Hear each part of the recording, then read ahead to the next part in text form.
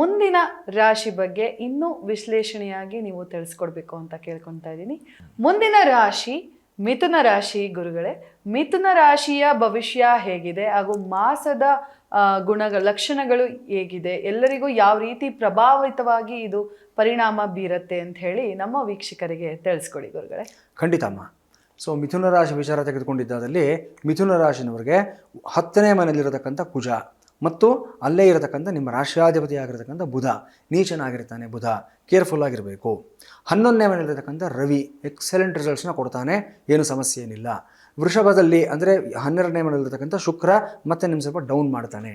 So professional life excellent ಆಗಿದ್ದರೆ personal life ಸಮಸ್ಯೆ ಆಗಿರುತ್ತೆ ಈ ತಿಂಗಳಿನಲ್ಲಿ. ನಿಮಗೆ ನಿಮ್ಮ ಆಲೋಚನೆಯೇ ಸ್ವಲ್ಪ ವಿರುದ್ಧ ದಿಕ್ಕಿನಲ್ಲಿ ಓಡ್ತಾ ಇರುತ್ತೆ ಈ ತಿಂಗಳಲ್ಲಿ. ಮಿಥುನ ರಾಶಿನವ್ರಿಗೆ ದ್ವಿಸ್ವಭಾವ ರಾಶಿ ಅಂತ ಹೇಳ್ತೀವಿ ಮಿಥುನ ರಾಶಿ.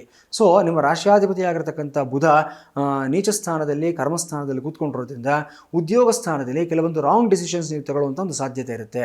ಎಸ್ಪೆಷಲಿ ಸಾಫ್ಟ್ವೇರ್ ಕಂಪ್ನಿಯಲ್ಲಿ ವರ್ಕ್ ಮಾಡುವಂಥವ್ರು, ಆಡಿಟರ್ಸು ಮತ್ತು ಈ ಒಂದು ಲೇವಾದೇವಿ ವ್ಯವಹಾರ ಮಾಡ್ತಕ್ಕಂಥವ್ರು, ಅದೇ ಪ್ರಕಾರವಾಗಿ ಈ ಒಂದು ಕಾಂಪೊನೆಂಟ್ಸ್ ಒಂದು ಟೆಕ್ನಿಕಲ್ ಆಸ್ಪೆಕ್ಟ್ಸ್ನ ಯಾರ್ಯಾರು ನೋಡ್ಕೊಳ್ತಾರೆ ಆ ಥರದವರು, ಇವರೆಲ್ಲರೂ ಅಷ್ಟೇ ತುಂಬ ಕೇರ್ಫುಲ್ ಆಗಿರಬೇಕು. ಮತ್ತು ಈ ಡಿಜಿಟಲ್ ಎರಾದಲ್ಲಿ ತುಂಬ ಈ ಡಿಜಿಟಲ್ ಮಾಧ್ಯಮವನ್ನೇ ಆಶ್ರಯಿಸ್ಕೊಂಡು ಕೆಲಸ ಮಾಡತಕ್ಕಂಥ ವ್ಯಕ್ತಿಗಳು ಯಾರಿರ್ತಾರೆ ಅವರುಗಳು ಅಷ್ಟೇ ಭಾಳ ಕೇರ್ಫುಲ್ ಆಗಿರಬೇಕು. ಏನೋ ಒಂದು ಸಣ್ಣ ಮಿಸ್ಟೇಕ್ ಇವತ್ತು ನಾವು ಕಂಪ್ಯೂಟ್ರಲ್ಲಿ ಮಾಡಿಬಿಟ್ರೆ ಅದೇ ಒಂದು ದೊಡ್ಡ ಸಮಸ್ಯೆ ಆಗೋ ಸಾಧ್ಯತೆಗಳಿರುತ್ತೆ. ಸೊ ಫಿಸಿಕಲ್ ಲಾಸ್ ಆಗಬೇಕು ಅಂತಿಲ್ಲ, ಡೇಟಾ ಲಾಸ್ ಆಗುವಂಥ ಒಂದು ಸಾಧ್ಯತೆ ಇರುತ್ತೆ. ಜೊತೆಗೆ ನಿಮಗೆ ಕಳಿಸ್ಬಾರ್ದವ್ರಿಗೆ ಯಾರಿಗೋ ಒಂದು ಸೀಕ್ರೆಟ್ ಇನ್ಫಾರ್ಮೇಷನ್ ಇರುತ್ತೆ, ಯಾರಿಗೋ ಕಳಿಸ್ಬೇಕಾಗಿರೋ ಮೇಲ್ ಇನ್ಯಾರಿಗೋ ಕಳಿಸ್ಬಿಡ್ತೀರಾ, ಅದನ್ನು ಡಿಲೀಟ್ ಮಾಡೋದ್ರೊಳಗೆ ಅವ್ರು ಫಾರ್ವರ್ಡ್ ಮಾಡ್ಕೊಂಡ್ಬಿಟ್ಟಿರ್ತಾರೆ ಕಾಪಿ ಮಾಡಿಬಿಟ್ಟು. ಈ ಥರ ಸಮಸ್ಯೆಗಳೆಲ್ಲ ಆಗುತ್ತೆ. ಸೊ ತುಂಬ ಕೇರ್ಫುಲ್ ಆಗಿರಬೇಕು ಮಿಥುನ ರಾಶಿನವರು. ಉದ್ದೇಶಪೂರ್ವಕವಾಗಿ ಮಾಡ್ತೀರಾ ಅಂತಲ್ಲ, ಮನಸ್ಸು ಸ್ಥಿಮಿತದಲ್ಲಿರೋದಿಲ್ಲ. ನಿಮ್ಮ ರಾಷ್ಟ್ರಾಧಿಪತಿ ಆದಂಥ ಬುಧ ನೀಚ ಸ್ಥಾನದಲ್ಲಿದ್ದಾಗ ಕರ್ಮಸ್ಥಾನದಲ್ಲೂ ಇದ್ದಾಗ ಬುದ್ಧಿ ಎಲ್ಲೋ ಓಡ್ತಾ ಇರುತ್ತೆ. ನೀವು ಕೂತ್ ಕಡೆ ಫಿಸಿಕಲ್ ಆಗಿ ಮಾತ್ರ ಇರ್ತೀರಾ, ಮೆಂಟಲ್ ಪ್ರೆಸೆನ್ಸ್ ಅನ್ನೋದು ಇರೋದಿಲ್ಲ ನಿಮಗೆ, ಮನಸ್ಸಿನೆಲ್ಲೋ ಇರುತ್ತೆ. ಪರಧ್ಯಾನ ಅಂತ ಹೇಳ್ತೀವಿ. ಇದರಿಂದ ಸಮಸ್ಯೆಗಳು ತಂದುಕೊಡ್ತೀರಾ, ಕೇರ್ಫುಲ್ ಆಗಿರಿ. ಹೊರಗಡೆ ಬರೋದು ಪರಿಹಾರಗಳೇನೋ ಅದನ್ನು ಹೇಳಿ ಗುರುಗಳೇ, ಸಮಸ್ಯೆ ಹೇಳಿ ಹೆದರಿಸಬೇಡಿ ಅಂತ ಕೇಳ್ತಾರೆ ನಮ್ಮ ವೀಕ್ಷಕರು. ಖಂಡಿತ ಪರಿಹಾರ ಹೇಳಲೇಬೇಕಾಗುತ್ತೆ. ನಾವು ಹಯಗ್ರೀವ ಸ್ತೋತ್ರವನ್ನು ಪಾರಾಯಣವನ್ನು ಮಾಡಿ. ನಿಮ್ಮ ಮೆಮೊರಿ, ನಿಮ್ಮ ಕಾನ್ಸಂಟ್ರೇಷನು, ನಿಮ್ಮ ಫೋಕಸ್ಸು ಅದ್ಭುತವಾಗಿರುತ್ತೆ ಎಲ್ಲವೂ ಸಹ. ವಿಶೇಷವಾಗಿ ವಿದ್ಯಾರ್ಥಿಗಳು, ಹೊಸದಾಗಿ ಕೆಲಸಕ್ಕೆ ಸೇರಿಕೊಂಡಿರ್ತಕ್ಕಂಥ ಯುವತಿಯರು ಈ ಹಯಗ್ರೀವ ಸ್ತೋತ್ರವನ್ನು ಪಾರಾಯಣವನ್ನು ಮಾಡ್ಕೊಳ್ಳಿ. ಈ ಥರದ ಏನೇ ಸಮಸ್ಯೆ ಇದ್ದರೂ ಅದರಿಂದ ಹೊರಗಡೆ ಬರ್ತೀರಾ ನೀವು. ಇನ್ನು ರವಿ 11ನೇ ಮನೆಯಲ್ಲಿರತಕ್ಕಂಥ ರವಿ ನಿಮಗೆ 3ನೇ ಮನೆ ಅಧಿಪತಿ ಆಗಿದ್ದು ಏಕಾದಶದಲ್ಲಿ ಉಚ್ಚನಾಗಿರೋದ್ರಿಂದ ನಿಮ್ಮ ಪರಾಕ್ರಮವನ್ನು ತೋರಿಸೋದಕ್ಕೆ ಸರಿಯಾದ ವೇದಿಕೆಗಳು ಸಿಗುತ್ತೆ. ನಿಮಗೆ ಸರಿಯಾದಂಥ ಪ್ಲ್ಯಾಟ್ಫಾರ್ಮ್ ಸಿಗುತ್ತೆ. ಎಷ್ಟೋ ಬಾರಿ ಅಂದ್ಕೊಳ್ತಾ ಇರ್ತಾರೆ ಜನ, ನನಗಿಷ್ಟು ಕೆಪಾಸಿಟಿ ಇದೆ, ನನಗೆ ತೋರಿಸೋದಕ್ಕೆ ಸರಿಯಾದ ಒಂದು ಪ್ಲ್ಯಾಟ್ಫಾರ್ಮ್ ಸಿಕ್ಕಿಲ್ಲ ನಾನು ಅನ್ನುವಂಥದ್ದು. ಸೊ ಮಿಥುನ ರಾಶಿನವರಿಗೆ ಏಪ್ರಿಲ್ 14ರ ನಂತರ ಆ ಥರ ಪ್ಲ್ಯಾಟ್ಫಾರ್ಮ್ಸ್ ಬರುತ್ತೆ. ಸಿಕ್ಕಾಗ ಸರಿಯಾದ ಅವಕಾಶವನ್ನು ಸರಿಯಾಗಿ ಬಳಸ್ಕೊಳ್ಳಿ, ಚೆನ್ನಾಗಿ ಬೆಳಿತೀರಾ ನೀವು.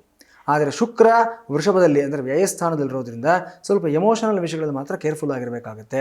ಎಸ್ಪೆಷಲಿ ಈ ಒಂದು ಯಾರ್ಯಾರಾದರೂ ಈ ಪ್ರೇಮಿಗಳಾಗಿರ್ಬೋದು, ನವದಂಪತಿಗಳಾಗಿರ್ಬೋದು, ಅಥವಾ ಒಂದಷ್ಟು ಜನ ಇವತ್ತಿನ ಸಮಾಜಕ್ಕೆ ತಕ್ಕ ಹಾಗೆ ಈ ಲಿವ್ ಇನ್ ರಿಲೇಷನ್ಶಿಪ್ಪಲ್ಲಿರತಕ್ಕಂಥವ್ರು ಆಗಿರ್ಬೋದು. ಸೊ ಸಮಸ್ಯೆಗಳು ಇಬ್ಬರ ಮಧ್ಯದಲ್ಲಿ ಜಾಸ್ತಿ ಆಗ್ತಾ ಹೋಗುತ್ತೆ, ಕೇರ್ಫುಲ್ ಆಗಿರಬೇಕಾಗುತ್ತೆ. ಒಬ್ಬರ ಎಮೋಷನ್ಸ್ನ ಇನ್ನೊಬ್ಬರು ಅರ್ಥ ಮಾಡ್ಕೊಳ್ಳೋದಿಲ್ಲ. ಎಲ್ಲೋ ಒಂದು ಹಂತದಲ್ಲಿ ನಿಮ್ಮ ಸಂಗಾತಿ ನಿಮ್ಮನ್ನು ಮಿಸ್ಯೂಸ್ ಮಾಡ್ಕೊಳ್ತಾ ಇದ್ದಾರಾ ಅಥವಾ ನಿಮ್ಮನ್ನು ದುರುಪಯೋಗ ಪಡಿಸ್ಕೊಳ್ತಾ ಇದ್ದಾರಾ ಅನ್ನೋ ಭಾವನೆ ನಿಮ್ಮಲ್ಲಿ ಜಾಸ್ತಿ ಆಗುವಂಥ ಒಂದು ಸಾಧ್ಯತೆ ಇರುತ್ತೆ. ನೇರವಾಗಿ ಟ್ಯಾಕಲ್ ಮಾಡೋದಕ್ಕಾಗೋದಿಲ್ಲ. ಇದೆಲ್ಲವನ್ನು ಒಂದು ಸಂಬಂಧದಲ್ಲಿ ಕೊಡುಕೊಳ್ಳುವಿಕೆ ಎರಡೂ ಸಹ ಇರುತ್ತೆ. ಸೊ ನೀ ನನಗಿದ್ದರೆ ನಾನು ನಿನಗೆ ಅನ್ನೋ ಒಂದು ಮಾತನ್ನು ಜ್ಞಾಪಕ ಇಟ್ಕೊಳ್ಳಿ. ಅವ್ರ ಪಾಯಿಂಟ್ ಆಫ್ ವ್ಯೂಯಿಂದನೂ ಸಹ ಥಿಂಕ್ ಮಾಡಬೇಕಾಗತ್ತೆ. ನಿಧಾನವಾಗಿ ತಾಳ್ಮೆಯಿಂದ ಹೋಗಿ ಒಳ್ಳೆಯದಾಗುತ್ತೆ ನಿಮಗೆ.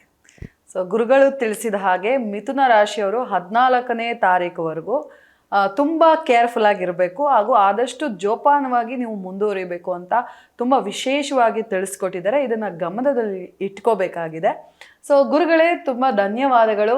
ಮಿಥುನ ರಾಶಿ ಬಗ್ಗೆ ತುಂಬ ನೀವು ಏನು ಹಾನಿಗಳಾಗಬಹುದು ಹಾಗೂ ಎಚ್ಚರಿಕೆಯಿಂದ ವೀಕ್ಷಕರು ಇರ್ಬೋದು ಅಂತ ತುಂಬ ಚೆನ್ನಾಗಿ ತಿಳಿಸ್ಕೊಟ್ಟಿದ್ದೀರಾ.